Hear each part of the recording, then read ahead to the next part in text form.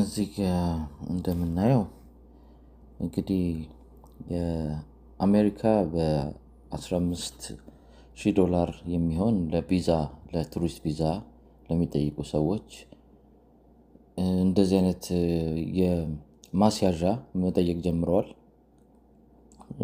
ይሄ ነገር የሚጀምረው ከኤፕሪል 2 ማለት ነው፣ ከዛሬ 2 ሳምንት በኋላ ማለት ነው። ዛሬ ያለነው ማርች 19 ነው ወይ ማርች 20።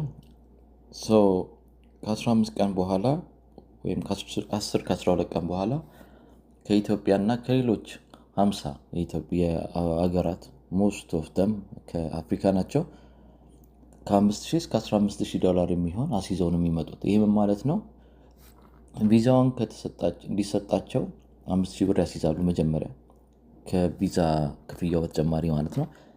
ከዛ በኋላ ከተከለከሉ ወይም ደርሰው ከተመለሱ ነው ያ ገንዘብ የሚመለስላቸው ማለት ነው። ቪዛውን አመልክተው ከተከለከሉም ያው ይመለስላቸዋል ማለት ነው። እና ይሄ በጣም አስደንጋጭ ነው። እንግዲህ የኢትዮጵያ ፓስፖርት የያዛችሁ ማለት ነው ሌሎች አማራጮችን ለመፈለግ መጣጣሩ የተሻለ ነው ብዬ አስባለሁ። አመሰግናለሁ።